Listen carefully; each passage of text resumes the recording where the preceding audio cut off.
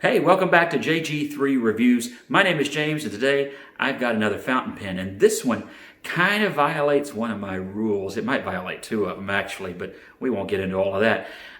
Usually, when I buy a pen, the number one thing is actually the nib in here, because what I want to know is, how does it write? And so I, like you, watch pen reviews and find out what the pen is like, but this one has been on my list for a long time, because I just like the way that it looks. It's not the only one that I bought for that reason, but this one definitely.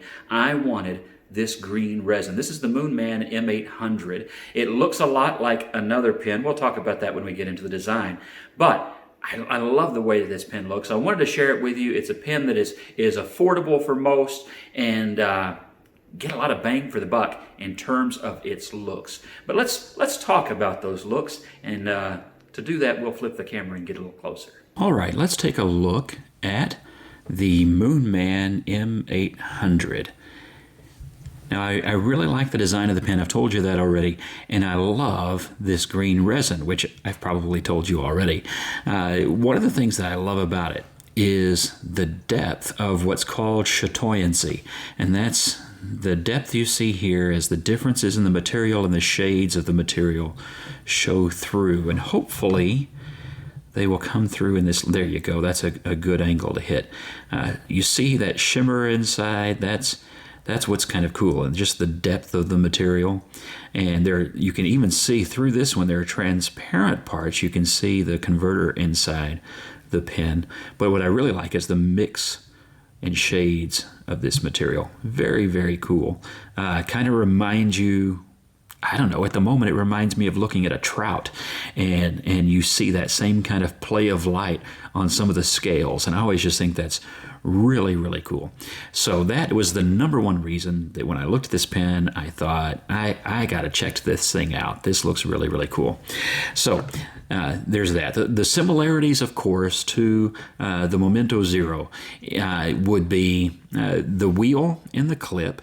Now, there's a lot that's not similar about this too. I mean, obviously, it's not a doubt that that's what they were modeling this after, but the quality of this wheel and the quality of the other is not the same. Now, I'm not saying this is bad.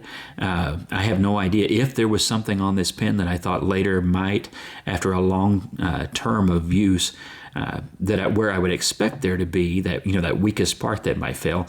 This might be it. Certainly it's not as sturdy as on what it imitates, but the clip overall is good. I found the function of this to be good, and again, the materials I like. Other people have mentioned, if they just differentiated it maybe with a different clip and the rings being different, then it wouldn't catch as much flack as it does looking so similar to the Leonardo pen. And those are fair things. Those are very small details, and that's not really something to be set apart by in the big picture when it's such a common shape.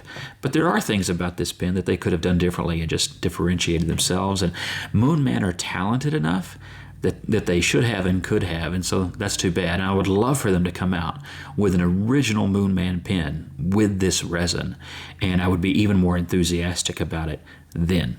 So at the top of the cap, it has this conical end cap at the top of the cap, and similar but smaller at the end of the barrel. There are again trim rings. Boy, look at that color. Isn't that great? There are trim rings there, and then 3 here, and another that goes around and is part of the clip, which I've mentioned before. These kinds seem to be good and sturdy. Everything about the pen, especially the resin and the build quality, to me is impressive. I really like what they've done in terms of their skill. Certainly could have been more creative in design, but in terms of skill and manufacture, I really do like the pen. So let's take the cap off and look further. Put that over there aside. And we'll look at the nib first. I can't remember. I think the camera's over here. I'm having to use my phone in a little bit different setup.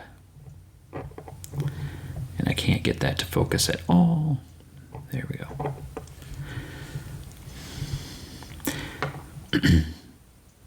Let's look at the nib. So I happen to like Moonman nibs a lot. I've had good experience with them. Mine's a little messy today, but I find that they write well, write very smoothly, and so I've had a lot of good experience with the pens that I have that are, I almost said Moonmen, the Moonman pens, and so for that, I like it. Typical plastic feed, this is, I believe, a number 6, and so there are a lot of options you have to replace this nib if you don't like the Moonman nib. You can go and get a Bach nib. You can get a Goulet nib. You can get a Yovo nib. So lots of options. You can use this as a platform to go and experiment with some other number 6 nibs, and what a great pen you'd have to do that with. The grip section, just like on that other pen, is short, and so it's just, I'll unscrew that so you can see, this is the actual grip section before the threads, and it is short. But what I find is that I actually really, really like this grip. I find that to be just very, very comfortable. I like the way it goes down and then stays the same diameter the rest of the way to the feed and nib. I find that those angles are really good for my grip and my hand. That's going to vary per person, but I really, really like it. The threads are done in such a way that they are not bothersome. If you held it high, I wouldn't, but if you held it high, they're not going to bother you. Just very, very, very comfortable pen to use. So that's always great. And let's look inside. It comes with a converter, always, right? So that's good. I found it to be good quality and had no problems whatsoever. Well, I haven't had problems with this pen in any way whatsoever, period, and not with the standard Moonman converter there either. Nice touch that they put Moonman here on the metal part here that you put the converter into, which my mind is completely forgetting the name of this, but that's nicely done. And so, nice touches all around. And I really do like the design of the pen. But as always, there's nothing more important about the pen than whether or not it can actually hold its own on paper. Okay, let's see how the Moonman writes.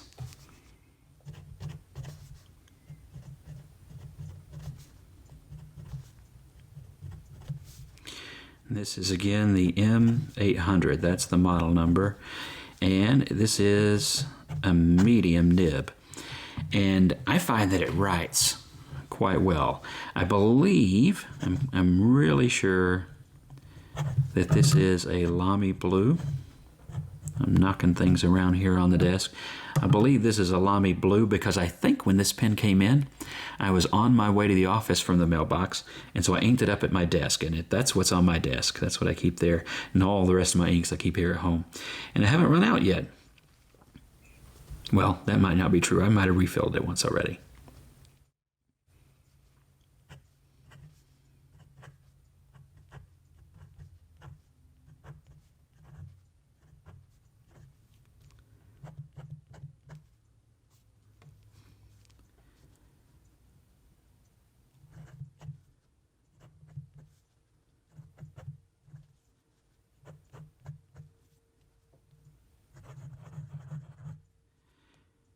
I think you'll find it writes really quite well. The one thing about having the option to get a Bach nib on this pen is that the Moonman is so good, and Bach has such a good reputation, that it almost makes you curious enough to have tried both. But I haven't. So I've just been sticking with just the Moonman nib. But one of the nice things about this pen is you can swap out that nib if you want to, and it is a beautiful pen. It's worth keeping around. And even though there are people who would say $25 for a pen, yikes.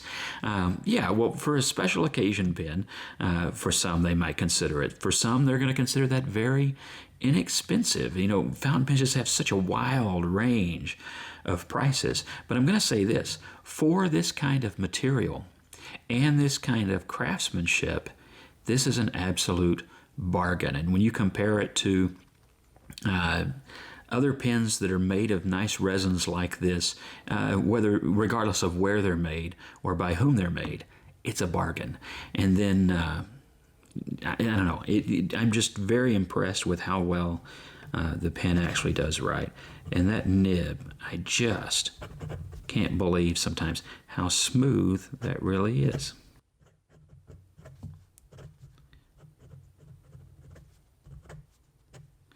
So just really, I'm going to ramble. It's just a really nice pen, and I do absolutely like it. So would I recommend this pen? You can tell that I would. I really do like this pen. I think it's well made. It's very reasonable. It's going to last a long time, but it's also just absolutely beautiful material, and that's what I bought it for.